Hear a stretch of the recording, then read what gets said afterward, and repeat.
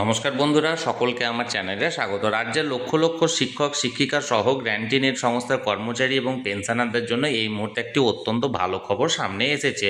রাজ্য সরকারি কর্মচারী এবং পেনশনাররা সুপ্রিম কোর্টের নির্দেশ মতো বকেয়া দিয়ে এরিয়ার পেয়ে গেলেও এই শিক্ষক শিক্ষিকা গ্র্যান্টি নেট সংস্থার কর্মচারী এবং পেনশনাররা এখনও পর্যন্ত বকেয়া দিয়ে এরিয়ার পাননি। এখন এই সংক্রান্ত কর্মচারীদের বকেয়া দিয়ে এরিয়ার পেমেন্ট সংক্রান্ত একটি ভালো খবর সামনে এসেছে। কি সেই খবরে কি বলা হয়েছে সকল কিছু আজকের ভিডিওতে বিস্তারিতভাবে আলোচনা করব। ভিডিওটি অত্যন্ত গুরুত্বপূর্ণ, তাই প্রথম থেকে শেষ পর্যন্ত অবশ্যই ধৈর্য সহকারে দেখবেন এবং ভালো লেগে থাকলে অবশ্যই একটি লাইক করবেন এবং সকলের সঙ্গে শেয়ার করবেন। আর সেই সাথে এই চ্যানেলে যদি প্রথমবার হয়ে থাকেন এই রকমের ইনফরমেটিভ ভিডিও আরও দেখার জন্য যারা এখনও পর্যন্ত চ্যানেলটিকে সাবস্ক্রাইব করেননি তারা অবশ্যই চ্যানেলটিকে সাবস্ক্রাইব করে নিতে ভুলবেন না। তাহলে চলুন আমরা বিস্তারিত জেনে নিই। দেখুন, এটি একটি নামী সংবাদপত্রের প্রতিবেদনের অংশ। এখানে হেডলাইন্স দেওয়া হয়েছে, শিক্ষক শিক্ষাকর্মীদের বকেয়া দিয়ে মেটানোর প্রক্রিয়া শুরু হলো। দেখুন কি বলা হয়েছে এবার মূল প্রতিবেদনে বলা হয়েছে, বকেয়া দিয়ে সবাই পেয়ে গিয়েছেন, শুধু তারাই বাকি। তবে এবার তাদের অর্থাৎ সরকারি সাহায্যপ্রাপ্ত স্কুলের শিক্ষক শিক্ষাকর্মী, পঞ্চায়েত ও পুরসভার কর্মীদের কেন্দ্রীয় হারে বকেয়া মহার্ঘ ভাতা বা ডিএ মিটিয়ে দেওয়ার প্রক্রিয়া শুরু হয়েছে বলে নবান্ন সূত্রের খবর। বকেয়া মহার্ঘ ভাতা বা ডিএ নিয়ে কর্মীদের সঙ্গে রাজ্য সরকারের দীর্ঘ লড়াইয়ের ইতি টেনেছিল সুপ্রিম কোর্টের নির্দেশ।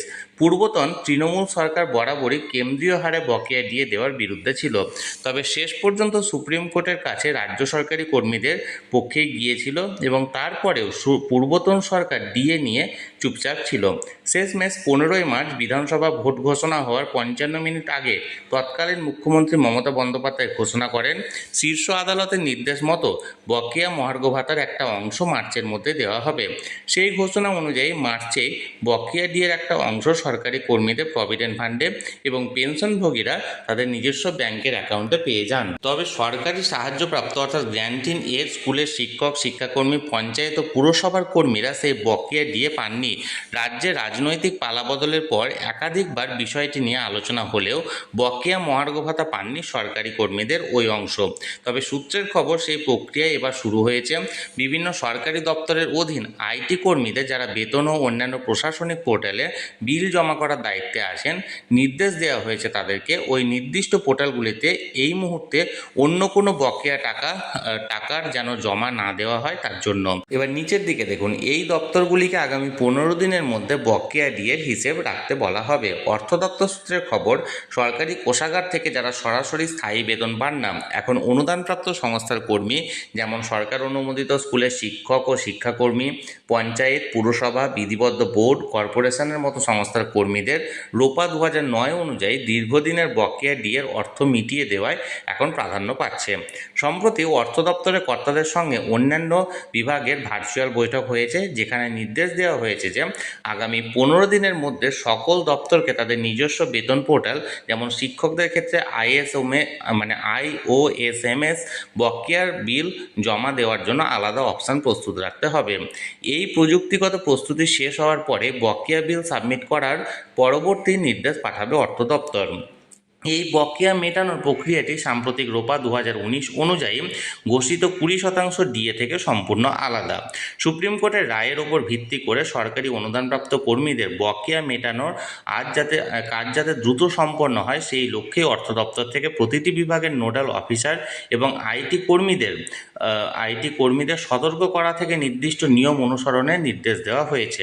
রোপা 2019 অনুযায়ী 20% ডিএর বিজ্ঞপ্তি মঙ্গলবারই জারি করেছে অর্থ দপ্তর। সেক্ষেত্রে চলতি 18% মিলিয়ে বেতনের সঙ্গে সরকারি কর্মীরা মোট 38% ডিএ পাবেন। এই ডিএ পাবেন গ্র্যান্টি নেট কর্মীরাও, গ্র্যান্টি নেট সংস্থার কর্মীরাও। অক্টোবর মাসের বেতনের সঙ্গে বর্ধিত ডিএ পেয়ে যাবেন তারা। মাধ্যমিক শিক্ষক ও শিক্ষাকর্মী সমিতির পক্ষে অনিমেষ হালদার বলেন, গ্র্যান্টিন এড কর্মচারীদের রোপা 2009 বকেয়া ডিএ দেওয়ার উদ্যোগ শুরু হয়েছে বলে বিভিন্ন সূত্র মারফত আমরা জানতে পারছি, কিন্তু আমাদের দাবি বকেয়া ডিএ দেওয়ার ব্যাপারে রাজ্য সরকার দ্রুত একটি বিজ্ঞপ্তি জারি করুক। তাহলে বন্ধুরা, এটি একটি নামী সংবাদপত্রের প্রতিবেদনের অংশ ছিল। এখানে যে বিষয়টি উল্লেখ করা হয়েছে সেটা হলো যে সুপ্রিম কোর্টের নির্দেশ মতো রাজ্যের রাজ্য সরকারি কর্মচারী এবং পেনশনাররা বকেয়া ডিএ এরিয়ার পেয়ে গেলেও এখনও পর্যন্ত লক্ষ লক্ষ শিক্ষক, শিক্ষাকর্মীর পাশাপাশি যে সমস্ত গ্র্যান্টিনের সংস্থার কর্মচারী এবং পেনশনাররা আছেন তারা এখনও পর্যন্ত তাদের বকেয়া ডিএ এরিয়ার পাননি পঞ্চম বেতন কমিশনের অন্তর্গত। এবং এই প্রক্রিয়া সম্প্রতি রাজ্য সরকারের তরফ থেকে শুরু হয়েছে এবং যে পোর্টালের মাধ্যমে তাদের বেতনগুলি হয় সেই সমস্ত পোর্টালে একটা আলাদা করে অপশান এখানে চালু করা হয়েছে এবং সেই পোর্টালে ওই অপশানে নির্দিষ্টভাবে তাদের ওই অর্থ জমা পড়তে শুরু করবে। তাহলে বন্ধুরা, এখানে যে সংবাদপত্রের প্রতিবেদনে যে খবরটি জারি করা হয়েছিল সেটি আমি আপনাদের সামনে তুলে ধরলাম। এই নিয়ে যদি আপনাদের কোনো রকম কোনো প্রশ্ন থাকে অবশ্যই কমেন্ট করুন, আর এই ভিডিওটি ভালো লেগে থাকলে অবশ্যই একটি লাইক করুন এবং সকলের সঙ্গে শেয়ার করুন। আর সেই সাথে এই চ্যানেলে যদি প্রথমবার হয়ে থাকেন এই রকমের ইনফরমেটিভ ভিডিও আরও দেখার জন্য যারা এখনও পর্যন্ত চ্যানেলটিকে সাবস্ক্রাইব করেননি তারা অবশ্যই চ্যানেলটিকে সাবস্ক্রাইব করে রাখুন।